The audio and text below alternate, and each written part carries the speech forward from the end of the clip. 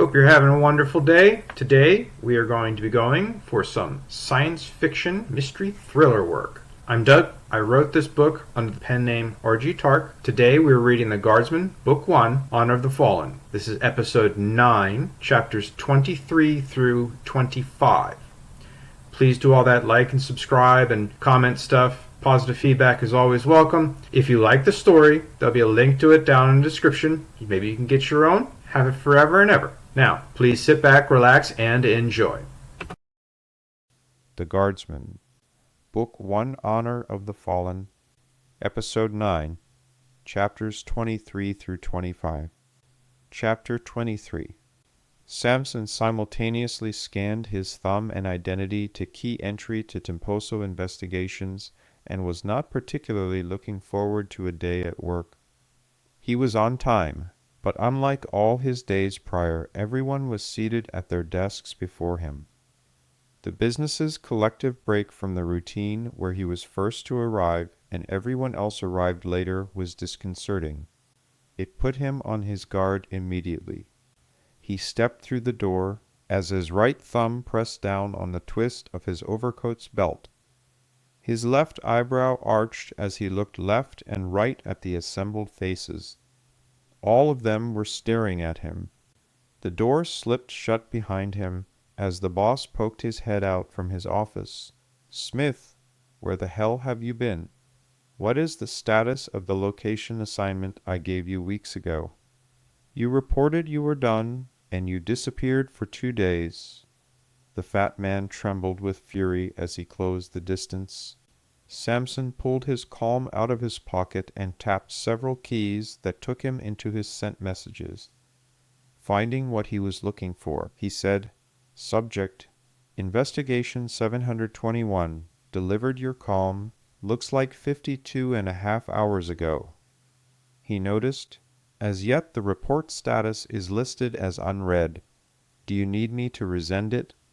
Ignoring facts, Temposo snapped. "Go to hell, you stiff-backed bastard. You still didn't answer my question. Why the hell are you late, and where have you been?" Samson felt his teeth rattle and his hackles raising as he ground out, "I answered your most pertinent question first. The other is good news and relates to new agency business, and I didn't think you would want to transact it out here in front of 5 other detectives in your employ." His infuriated boss trembled with rage at the challenge, and his corpulent flesh trembled in time in opposite directions as he lashed out, "Smith, you are an insubordinate piece of shit. Answer my question, John Smith. I see you must have earned that name. How you can maintain such an arrogant swagger about yourself is beyond me. I bet it is first generation, and that nameless taint rests squarely on you, you stiff son of a bitch." Temposo's middle 3 fingers struck Samson's chest and stabbed into the muscle. All pretense of work at the surrounding desks stopped in the same instant. The death knell of toil was the unmistakable high-pitched ring of a freshly drawn blade. It was the horrific sound of death in the hands of a master. Samson did not even realize he had drawn until he felt the tension on his face twitch his cheek muscle in 3 angry ticks. The sound of the blade spoke to the primal survival core that lay buried in the instincts of every human. The shining light reflected from the blade as it lifted the man's chin ever so slightly as it rested along his neck and under his jawline. Samson leaned in close and calmly spoke. "Looks like you were right, but my back works just fine now. I seem to have removed what was making it stiff." The boss's hands dropped limp and forgotten at his sides. John's co-workers had not said a thing. None had moved since the confrontation began. His co-workers considered John Smith too arrogant and condescending to be worthy of their trust, confidence, friendship, or even the assistance normally granted to a new employee and co-worker. They now added abject fear to their previously ambivalent emotions. None of them imagined that he carried a sword everywhere he went, or that he knew how to use it. Samson was now in a dilemma. Samson had drawn his blade in anger. He also belatedly remembered his decision to behave better with his co-workers and boss. He also still needed the fat man and his crappy little company to approve the expenses and justify his time on the partner accounting sheets, since he had his inner monologue about his own hypocrisy 2 nights before. He could not now justify taking his anger out on any of these people. Mr. Temposo was as justified in his anger as Samson was in his. Samson realized that he should have directed his anger at himself, where it belonged. The solution presented itself in the form of a common cockroach. Samson spoke distractedly, changing the subject. Thousands of years of star travel, and yet the Terraforming Commission still feels the burning need to import every pest bug and irritation from old Earth onto every habitable world they produce. Now his co-workers added a new accolade to John Smith's list of failings. He was apparently batshit crazy too. His eyes flicked up to the scurrying pest as it darted between light fixtures. The obese, shorter man tried to follow John's eyes, but could neither track as fast, nor could he roll his head back far enough to see while the blade was in the way. With profound detachment, Samson spoke clearly and calmly, "Do not move, fat man." The other trembled as he spoke. I was not. Samson, floating in calm, reminded, quiet, "You were thinking about it? I could see it in your eyes." The blade shifted ever so slightly, rolling from its keen edge to its silver flat along the corpulent neck. The roach began to dart from its hiding place, safe behind a fixture, to the next fixture's ceiling mount. The blade thumped into the cheap ceiling panel. The sting from the triple-hinged scorpion's tail that connected the tip of the blade back to Samson's shoulder pulled free of the ceiling panel ever so slowly. Samson switched the blade to his left hand in a standard grip and lowered his trophy to eye level. I hate these things. The fat brown cockroach fluttered its sliced wings and kicked its legs furiously suspended between Samson and the man who up until that moment had considered himself the lord of all he surveyed in their zillionth of the world. Samson pontificated on tradition. You're lucky. Tradition requires that I draw blood if I draw in anger, and I do not like cutting myself. Samson waved his right index finger, indicating his desire for more personal space. You can watch if it pleases you, or you can wait in your office. Samson smoothly switched from left hand back to a right hand standard grip, this time away from his typical reverse grip draw. With 2 fingers from his left hand, he waved a second dismissive gesture. Either way, step back behind that desk, so I can dispose of this creature. The ones who blinked missed it. With a simple flick of his wrist, the scavenger sloughed off his blade into the air and struck the ceiling panel directly over his head with a dull hollow tick sound. His right wrist rolled inward and pulled the blade, in a blink of reflected light, across his body. The ruptured brown mass of flailing legs and wings did not have time to finish its descent, from bouncing off the ceiling to the floor. The popping carapace of the roach made the sound distinct to that species when it was crushed under the heel, only compressed into a violent instant wet pop. One soft, wet tick sound echoed in the room, followed by another tick sound a second later, as the other half of the roach landed somewhere else in the room. Samson looked at his desk for his box of tissues or a paper and found that someone had finished his and left the box empty on his desk. Samson grumbled to himself absently, "I really hate those things," as he pulled a tissue from a box on the nearest desk and wiped the disgusting guts off the blade and point of his sword.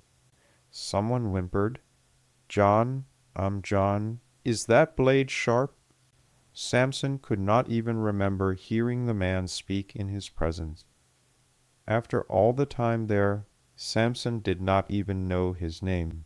Samson balled the tissue with the roach guts and dropped it in the nearest bin, before looking at the man who had never said a word to him before that question. Samson pulled another tissue, held it as straight as he could between two sets of pinching fingers on his left hand, turned to the man, draped the tissue along the blade, from hilt to point, and set two clean-cut pieces of tissue onto the man's desk. "Yes, it's sharp." One of his tormenting coworkers asked, "Sir, where did you learn to do that?" Samson looked at another man who had never spoken to him before, but in the past had often amused himself at John Smith's expense. "I had too much time on my hands as a kid." With a flourish of the wrist, the blade flipped and disappeared into his back scabbard. He walked into the boss's office without another word and sat in one of the chairs facing the desk and waited. Finally, his boss joined him. Samson produced the folded list of expenses from his pocket, the one signed by the noble brat a little less than a day before.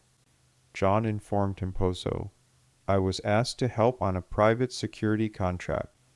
Here is a list of my expenses, corporate noble brat's signature, and all. He's some C-suite kid, son of someone or another. The payment was 1 coin, 10K denomination. Expenses ran just under 9K including my time. You got just over 1,000 credits for my time yesterday. When can I expect repayment of expenses?" The boss worked his mouth, but it was out of sequence with the words his brain was trying to form. The absurdly large amount of payment for the single day's assignment tumbled through the other man's head. Samson's calm request for expenses was almost anticlimactic. Now, I will pay them now." Samson responded, "Good, I was hoping you would say that. I may be asked to handle similar contracts in the near future. I do not know when, but they will probably fall out of the sky like this last one." Temposo admitted, "John, you know I bring home less than 250 a week from this place, right?" Perplexed at the unsolicited offer, Samson stated directly, "No, not really. It was never any of my business, so I never asked. You never told me nor had any reason to tell me. Why?" Temposo was clearly not understanding, and asked with a conspiratorial note in his voice, "Because this is a phenomenal amount of money you just gave me. Why didn't you just disappear and take it for yourself?" Samson couldn't miss the opportunity for some of his dark humor. "I could not do that, sir. That would be no fun at all. I would hate to actually live up to the name of the dam that I carry." Changing subjects, John asked, "What's the next assignment, boss?" "Mario. My name is Mario. I think you can call me Mario Temposo now. Let me see what I have for you." He frantically shoved folders and assignment packets, looking for the good ones he had seen over the last few days. Chapter 24. Samson Rockpoint was not happy about his latest assignment. Samson had spent 10 years where a guardsman belonged, on the front, defending commanders and slaughtering enemy troops. He was not some home guard enlisted troop looking for a cushy posting. At least any idiot with any time in combat here could look at him and tell by his armor he was no common soldier and that he was not a flabby overweight palace rent-a-cop. Veterans and the very observant would notice the repair notches and the translucent shifts in the enameling of his armor from sealed pitting and blasts that the suit's nano-S had repaired. The arms and legs were new, but even those repairs could be seen as jagged cuts, followed by new material. His centurion cropped hair did nothing to hide the cross-hatched pattern of the replacement skin the repair shop had grown along the back of his neck, spine, and base of his skull. He had lost his own when his armor had failed to protect him from the third-degree radiant energy burns followed by particulate debris that had flayed the skin off down to the ligaments and bone. The same blast had ripped off his right arm above the elbow and below his right knee. Just to add insult to that injury, his left ankle took a piece of reinforcing rebar and concrete between the bones, just above the ankle. Since the steel and concrete had slipped between his tibia and fibula, the mass of concrete and steel pinned him painfully to the ground and flipped him over backwards onto his severed limbs at the same time. He was lucky the contamination from the blast had not ruined his spine, or he would have been a cripple for months as the medics rebuilt his spine. That idiot Casimir told Chiron to reset up the relay tower next to the command post. Chiron had it right initially. He had run the wires to the tower over a kilometer away, down the valley, and to the opposite side of the hill into the next valley. That way the enemy's signals direction finding equipment could not track the source of the brigade's electronic signatures, and if they did triangulate, the position would be to the broadcast towers, not the headquarters. Casimir had screwed all that up. Samson was an angry man.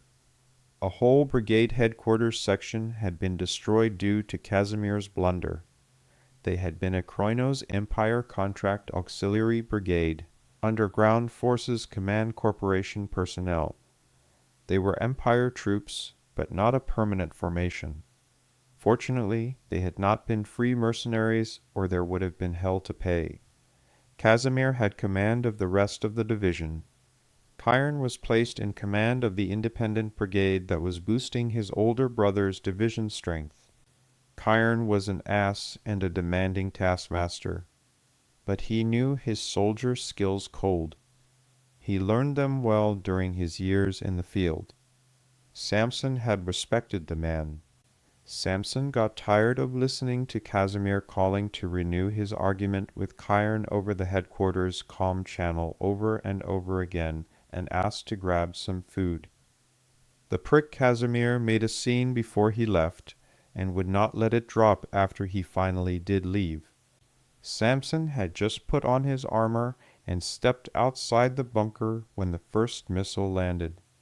The barrage included everything from time-delayed bunker busters to suit-killing cluster bombs, to incendiaries, including burning hot gases and canisters of slimy, pooling, flaming goop. They all rained from the sky. But all that hell followed immediately after the giant smart missile. The missile had followed the contours of the valley below air defense levels, and had not only reached but cracked the brigade headquarters bunker like an insect carapace. Samson could still see the giant gray bullet on wings and fire whip around the hillside, to his front. It gave him just enough time for 3 hard running steps, on his augmented pulse and armor.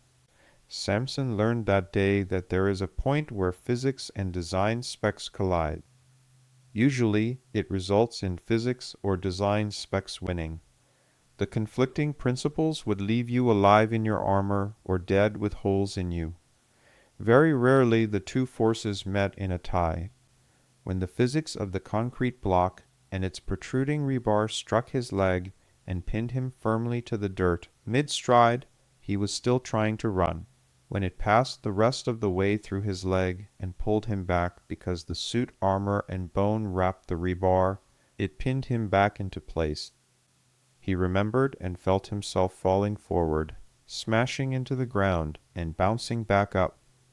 He fell back over the block as his upper body whipped forward, and then snapped back, falling over the jagged chunk of steel and concrete, while the artillery rained down. It was either an explosive or anti-suit cluster bomb charge that ripped off his other leg and arm. But as he spent the months on his back forced to review events by the psych-comp in detail to force his mental healing process, he could never tell if his neck was hurt while he was still up trying to run, or after he had fallen backward over the chunk of concrete. He was not even really sure when he lost his leg and arm. He was not really sure if his brain had not made it up out of the mash of shattered memories and psych-comp suggestions. All he knew was he was one of only a handful of survivors, all of whom were scattered, disorganized, wounded, and mostly out of communication. The rock did an interesting job of pulling the incendiary goop and channeling it away from him. Samson wondered for many weeks what things would have been like for him if he had landed face down instead of on his back and uphill. Face down, downhill, in the runnels of flaming goo, that is. It still felt like his arm was not attached correctly, like there was a ragged slice out of it between the new and old flesh and bone. His leg was not as bad, but that extremity was used more often. It felt like he pressed the leg's imaginary gap together between new and old flesh out of existence. The phantom pain was part of the annoying healing process. Samson kept trying to heft the weight of his rifle as he stood weaponless in the assembled sea of strangers. Samson trained his whole life in the martial arts, from sports at an early age up to progressively harder and more important physical competitions. His training culminated with full-contact armed and unarmed combat competitions as part of his 18-hour school day's graded activities. Like so many others who trained those skills, his training was designed to be defensive in nature, to defend and serve commanders in the field and the noble houses in times of conflict and at home. But he truly excelled when on the offensive and solo. Occasionally people would greet him with smiling faces and linger long enough to read the rows over 3 more rows of combat citations and campaign ribbons. After over 2 centuries of war fighting initially for the Kroinos hegemony's survival and then expansion, he was hardly the first to serve. Unlike many peers, he had served consecutive combat deployments instead of rotating back to soft assignments. From graduation at 18, he had shipped out to Home Guard combat training where he excelled as expected for a Guardsman and was deployed to one Genesis warring world after another. The difference between his combat service and the billions of others who passed through the military systems over the decades was that in his 10 years, he had acquired 12 campaign ribbons and multiple citations for excelling in his combat duties. This was on top of the standard thanks for coming awards militaries had bestowed for centuries uncounted. 2 campaigns he had ended by himself. The first occurred during a small regimental fight on a worthless, slightly toxic rock that did not terraform correctly and was slightly mushy but contained abundant fusible material for capital ship munitions. Samson got tired of the scenery after 3 months, not to mention the insanity of sinking into the rocks. He was not really sinking into the rock. It had something to do with a step of the terraforming process not completing properly, so the place had a soil that was like walking through freshly poured wet cement. Something about the treatment bacteria not evolving properly for some reason. Coincidentally, there was a stinking sting of sulfur everywhere as the sulfur dioxide and sulfuric acid-laced soil corroded things. So, he ran intelligence estimates of the opposing brigade defense in his head, based on what he had seen in the command post. He backward planned where he would have a put supply depot as the commander of that enemy defense, overlaid it all on a map, and left one night while off duty. He found what he was looking for, exactly where he thought it would be located. The next morning the enemy regiment was rocked by an enormous explosion and was trapped in a hostile and marginally toxic world with no munitions, food, water, and more importantly, only the air in their suits. They called to surrender. Samson accepted it before his commander could arrive. That act of insubordinate disrespect irritated the commander severely and resulted in a downgraded Medal for Valor. That was the first time he received the Empire's 3rd highest citation. The second campaign he ended by himself was a nasty division-size fight. It was his 6th or 7th tour, and it turned out to be a brutal close-quarters jungle fight. The fight was in ridiculously mountainous but island terrain. The world was one of the rarities of terraforming that produced an abundance of water on a warm planet. But the fight was not over just water, but over deuterium water, which was fantastically plentiful in that world.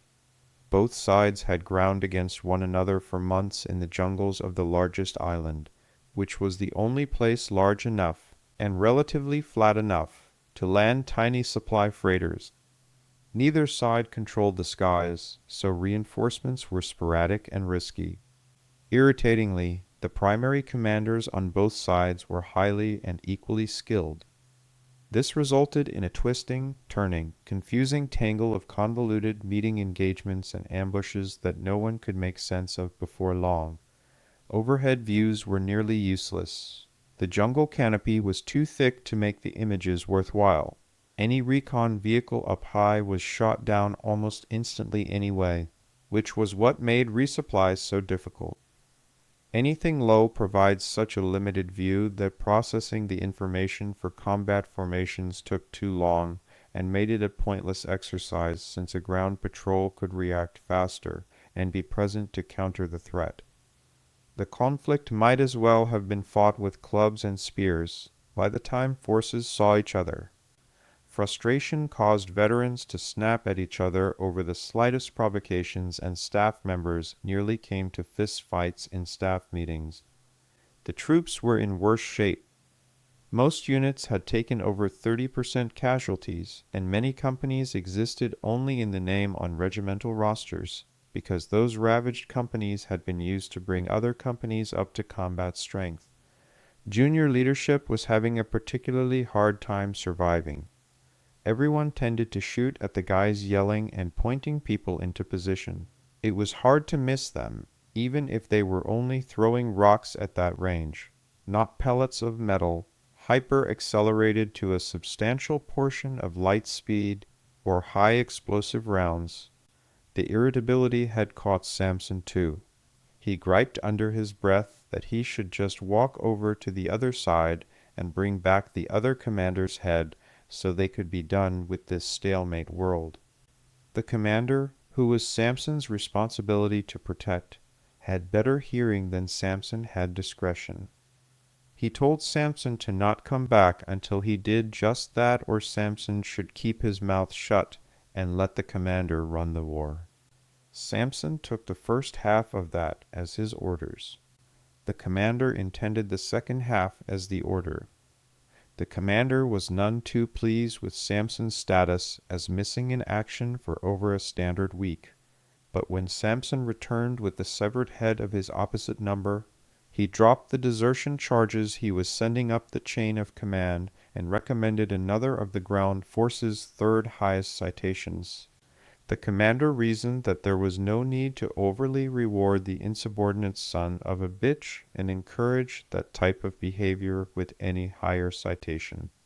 The charges would not have stuck to Samson anyway, since the commander had given him the choice to collect the head of the opposition commander or close his mouth. The conversation giving him the choice of collecting the head or closing his mouth was recorded in the division's black box meeting minutes, and would have supported Samson in the judicial phase and severely embarrassed the commander. The opposition folded with an unconditional surrender within 2 weeks of Samson's return. So, as Samson stood like a black and gold stone pillar in the center of the room that housed the seat of the Kroinos corporate empire's power for the first time, he was something of an oddity and conversation piece for many passers-by. Very few people had as many stacked rows of citations as Samson. A smiling and cloth uniform-adorned Casimir glided lightly through the crowd with an older man by his side and a mountain of a guardsman behind them. Both nobles had drinks in their hands. "So, this is Samson. I see you didn't escape without a scrape from that inferno that killed my boy, Chiron. I was reluctant to select you for this assignment because of your pathetic failure guarding my boy. Unfortunately, it was a combined lack of options and your availability. Otherwise, I would have left you to rot. Samson answered flatly, No, my lord, I should have been killed too. Samson replied to the man who was undoubtedly Thanetios Kroinos, I didn't escape. The blast and following bombardment removed my right arm, and right leg damaged my left leg, and took chunks out of my neck and spine. I had just left the bunker to get something to eat. I saw the missile coming in, but didn't have time to do anything but look up and take 3 steps before I was pinned. The massive guardsman looked down his nose at him, and Samson could see the muscle work over his jaw. Samson knew the man by reputation only. He was one of the fiercest guardsmen the Academy ever produced. Guardsman Komnenos had arms bigger than Samson's legs. He shunned the traditional guardsman's sword for an axe of all weapons. It fit his reputed personality perfectly. Thanetios snapped. That independent brigade corporation was almost wiped out in the ground attack after that bombardment. An expensive screw-up, and my own boy died in it too. You were one of 7 total survivors from that headquarters unit disaster. The elder turned, and Alexios Komnenos stepped to the side and allowed Thanetios to slip back into the crowd. The younger lord followed his father after looking over Samson for a moment. Alexios remained to hold Samson's eyes before following. The elder asked quietly out of earshot for a normal person, Will he do in his assigned post? We cannot afford any screw-ups. You know how important assigning the right individual to this posting is. Casimir looked slightly over his shoulder as they retreated. Alexios was directly behind Thanetios. He's a field soldier, but he's not the same since that blast. He was there when I told Chiron he had the towers in the wrong place. But Chiron didn't listen to me. He will serve fine. The old man droned. And his charge? Will there be any issues there?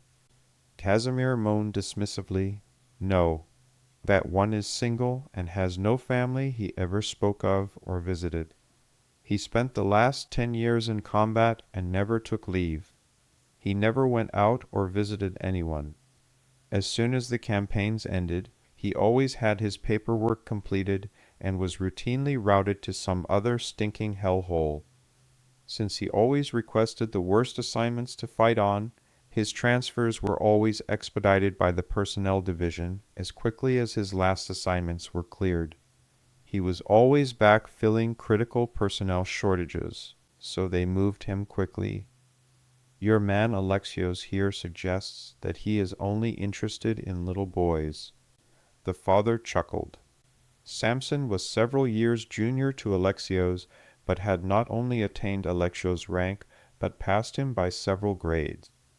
Alexios was still a captain and eligible for command of a guardsman quick reaction platoon. Samson was a newly promoted sub-colonel.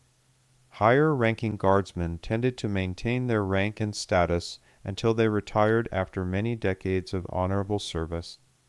Lower-ranking guardsmen were routinely deployed to combat tours in quick-reaction platoons where even with their enhanced survivability, many died violently, or the junior officers were recruited away by private placements when their terms of service expired. The rank structure was not a perfectly traditional pyramid, but was a very steep and selective climb at the upper levels. Samson cracked the command ceiling early since he successfully served as a guardsman company commander. When as a captain and senior surviving platoon leader the company commander was killed, and he successfully saved the company. He retained command and was promoted to the rank of major in the field.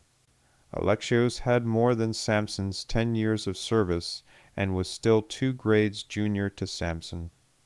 Samson did not look forward to dealing with that stubborn, angry giant over the next few years of this tour.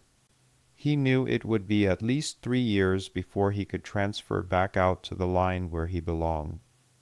Thanetios was in charge of guardsmen and charge pairing, as he called it.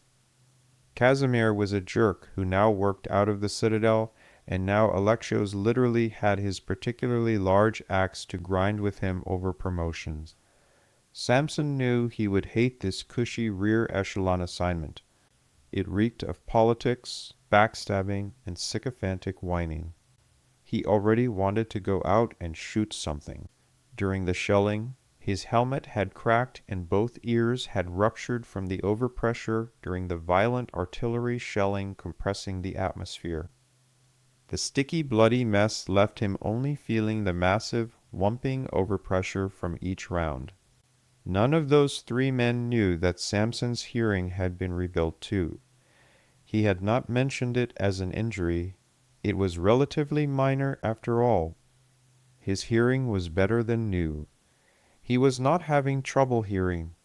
Samson was having trouble sorting individual conversations out of the crowd, and that was why he was standing in the middle of the room to practice his newfound skill. He heard every derisive word as if they were standing next to him and not walking away into the swirl of reception guests. Chapter 25. Philip roared as he burst out of his office. Take this impertinent child to the women's locker room. Find the poor maid whose uniform she stole. Have her offer a sincere apology to her for the inconvenience she caused the poor woman and her family, and make her promise to do the woman's laundry for a month. No, the woman is to bring all of her family's laundry. My daughter will be performing laundry services to repay her audacity and for inconveniencing the woman. He snapped. I have her anti-grav harness here. Philip shook the offending item in Persephone's guardsmen's faces. When she finishes her initial reparations to the maid in question, she will return to her room, and you will lock her bathroom window and make sure she takes a shower. I want the filth scrubbed off her immediately. I'm going to personally inspect her room while you hold her outside, and if either one of you idiots loses her again, I do not want to see your faces here until you find her. Philip tossed his chastened daughter's travel bag into the face of one of her guardsmen, and sent Tommy's, My VP has a new part to play in all this mess too. He promptly pulled the automatic door off its track-mounted slide and slammed the door closed in the guardsmen's faces as his back signaled the end of instruction. The door mechanicals whooshed closed behind him, clicking the door back into place and re-establishing its automatic function. Her head down, Persephone trudged silently behind her 2 guardsmen to exit her father's office suite. Philip's own guards cracked the door and slowly filtered back into the agitated emperor's private office. Persephone heard him yell at them through the newly reopened office door, When Tommy's gets here, I'm kicking you all out again. The door closed before she could hear the rest of her father's tirade. Persephone was led like a whipped dog through the corridors of the imperial citadel. Down levels, turning at halls, into corridors, over walkways, down steps, into the lower reaches of the structure where the administrative and support functions were housed. The administrative centers served a function in the great scheme of life in the citadel. It provided for the care and security checks associated with maintaining the staff that maintained the citadel. There were offices lower in the building that administered the rest of the empire. It was technically a separate division of the empire's intelligence services, which operated solely as an extension of the empire's CEO and vice president, and was forbidden contact with outside agencies other than for initial employment background checks. Once inside the intelligence and security agency's purview, employees were retained indefinitely and monitored independent of any possible outside tampering. Even the intelligence service agents who served in 3-year tours were randomly selected from the larger intelligence service, based on grade for grade equivalent positions, and the posting was a once-in-a-career assignment. The result was a system that turned over 1/3 of its workforce every year, but was smaller, closer to the crown, and an excellent career move that typically resulted in individual promotions for alumni. Failures tended to disappear down the exit corridor, with several black holes in their resume that they were not allowed to talk about, due to the nature of their intelligence work. Fortunately for the institution itself, while the personnel division was outside normal intelligence channels and trades, the skill sets translated and helped broaden the experiences of those selected for the post. Generally, it was viewed as a hardship tour by those selected, and people applied themselves as best they could. This meant that they were recognized for trying to learn something new. The system combined the potentially large recognition and advancement opportunities with the disastrously steep cliff associated with complete failure and dismissal. The vast majority of those selected for the post worked as hard as they could on positive progression.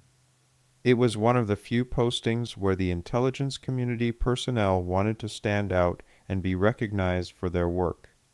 The way House Kroinos, and specifically the Empire's VP Tomies Promethean, saw it was as if they were too stupid, stuck up, short-sighted, or incompetent to survive something as simple as securing and tracking. Cooks, mechanics, tailors, weight trainers, healthcare professionals, butlers, maids, and janitors. The House really did not want those same people in the larger intelligence services. If they were turned loose in the small, compartmentalized intelligence services overseeing multi-billion credit projects or dozens of field agents who in turn could potentially coordinate hundreds more field assets, those flawed individuals could hide their incompetence for an entire career. VP Promethean was particularly averse to allowing bad intelligence agents to advise field tactical commanders on enemy movements. Tomies believed it was better to remove the incompetent fools early, and often than find out later in their careers that they were fools when they screwed up colossally, costing unnumbered lives and millions of credit. He believed firmly that the sooner he found and disposed of those people the better. The tasks and oversights generally fell to the Empire's VP. When the chastened heiress to the Empire with 2 angry guardsmen entered in the latter half of the duty day, the only thing it could mean was trouble, because the whole Empire knew she had disappeared the day before. It did not take a background in intelligence to see that type of trouble walk through the door. The agents kept their eyes on their work. The rumors that one of the employee ranks had helped did not help the nervous situation either. Her senior guardsman pointed to a row of seats next to the door where 2 terrified mechanics were waiting for an annual evaluation interview. "Sit and do not move." Persephone flopped into the chair with a bored sigh, while the older but powerfully built guardsman worked his way past ever larger desks to the back office in the corner. He kicked someone out who was meeting with the man who worked in the office and closed the door behind himself. The junior guardsman stood, with his right shoulder to the door, in the middle of the waiting area, impassively watching Persephone. Persephone was finding it hard not to laugh about all of the confused looks and secretive glances. No one had any idea why she was really there. All they knew was what the rumors said, that and there was something new in the personnel section, and that was never a good sign. Persephone decided to have a little fun. She figured she was there already, so she might as well amuse herself. She turned to the closer mechanic and asked, "So what are you here for?" When he could only work his jaw and no sounds came out, she just smiled and said, "Okay." Her guardsman, who was still irritated by her disappearance, the lapse of security, and how it reflected so badly on himself, took it as a personal insult in the first place. He attempted his first correction. "My lady, please sit still and do not bother anyone." Glancing at the now terrified mechanics, for an instant she sat straight, smiled sweetly at the younger guardsman, and replied, "Nope. My instructions were sit and do not move, so that is what I'll do. Neither one of you told me not to say anything, nor did you bar me from conversations or looking around, so there." Then she added a truly juvenile touch. She stuck out her tongue and laughed with the mechanics. They were so aghast that they choked back their own humor. But they were not about to challenge a guardsman. They were even more scary than nobility. Their stories of bravery and savage combat prowess were legendary and finely polished as the guardsman's most powerful recruiting tool. The text shared, "We are climate control mechanics, my lady," volunteered the mechanic 2 chairs away. She asked, "Really? What do you do and why are you here?" The air tech offered, "We maintain, balance, align, repair, and replace the ventilation systems and mechanicals for daily use in the Citadel and do special orders in preparation for events and gatherings. We are here for our mandatory annual evaluations." Persephone cocked her head and smiled at the still silent one closer to her who nodded, and the second finished, "My lady, Her standing guardsman ground his teeth, but remained silent. The conversation was innocuous and kept her occupied and out of his hair. He was not about to perturb the situation and add to his skyrocketing aggravation level. She had to think about that and then offered, "Wow, when do you do that? I never see you working." The further of the two spoke first. "Miss, there are service tunnels for mechanical lines. We never have to enter the interior corridors, and everything we work on is adjusted and maintained on a schedule and out of sight. We do our repair and maintenance work regularly and phase through the system, so no one area is ever without circulation.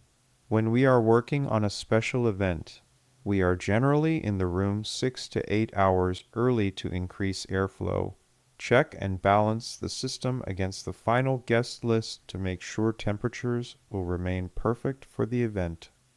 Persephone's head flicked to the closer of the two mechanics as he began to speak quietly for the first time. "It's not like we have ladders tall enough to reach the top of most of those rooms anyway. It's easier to come at the problems from the ceiling." The mechanic who was farther away asked, "Why are you here if you do not mind, my lady?" Persephone's conspiratorial smile irked her guardsman who remained silent. "Because I got in trouble." He tried again to silence her. "That is enough, Lady Persephone. Please stop tormenting these men," she teased. "Says you." Persephone smiled back at her two new friends. "Besides, you two big angry guardsmen have been following me around for almost 7 months, and you have not even told me your names. Why should I listen to you?" He told her flatly, "Because I said so, that's why." She sat for a second, deliberately looked like she was thinking, and quipped, "No, I do not feel like it." Persephone looked back at the two climate control technicians with another smile. They were stuck between being mortified and laughing hysterically. She was having entirely too much fun for her guardsman's comfort.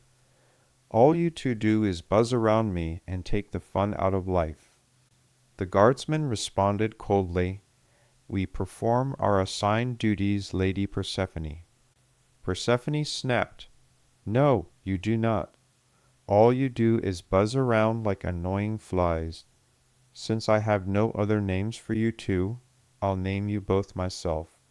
How about that? Your grumpy friend will be Fly, and you are now my mosquito." The guardsman droned, "My lady, stop causing trouble for yourself."